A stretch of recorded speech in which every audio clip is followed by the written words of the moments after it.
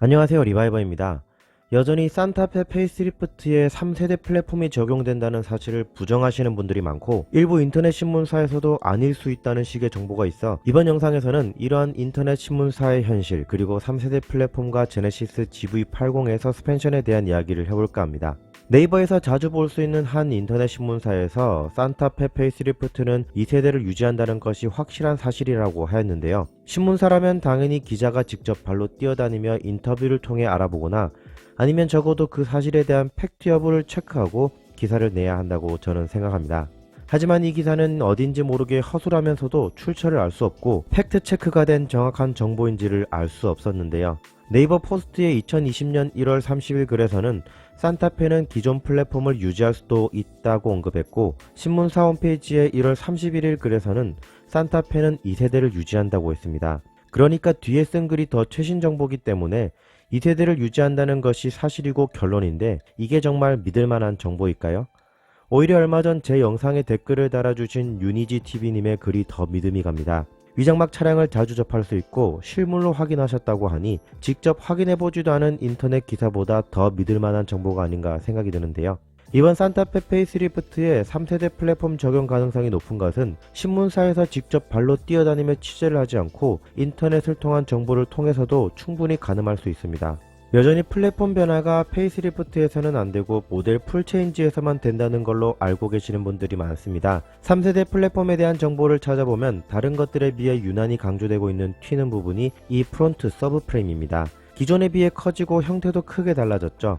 어찌 보면 3세대 플랫폼을 구분할 수 있는 대표적인 부품이라고 할 수 있겠습니다. 현행 3세대 이전의 2세대 플랫폼은 2013년 전후로 크게 변경이 되었고, 소렌토 R 페이스리프트는 광고를 통해서도 새로운 플랫폼이라는 것을 알렸습니다. 결론적으로 소렌토 R과 페이스리프트에서 볼 수 있었던 서브프레임 모양의 차이를 통해 페이스리프트가 2세대 플랫폼임을 알 수 있는 대목이죠.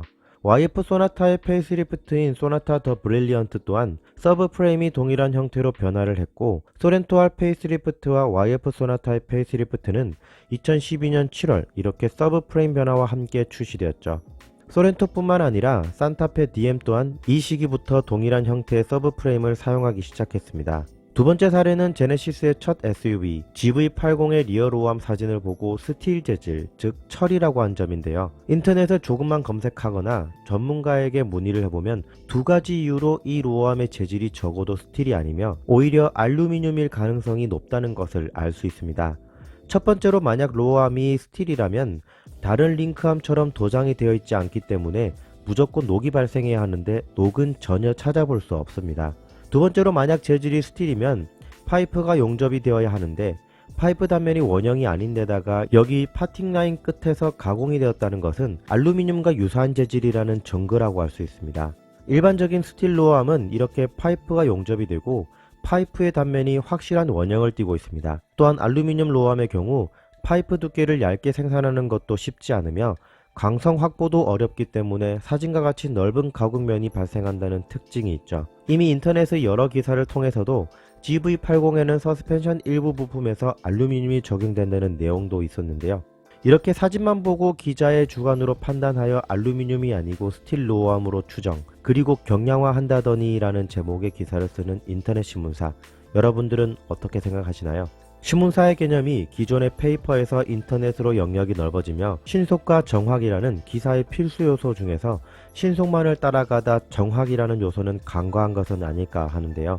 앞으로는 이런 기사들보다는 기자들이 직접 발로 뛰어다니면서 자석을 붙여보고 스틸인지 아닌지를 판별하고 단순히 주관적인 판단이 아닌 관련 업계 종사자 혹은 전문가 의견을 한 번쯤 들어보면서 좀 더 전문적인 자동차 신문사로 거듭나기를 바라면서 영상을 마치겠습니다. 이상으로 저는 리바이버였습니다.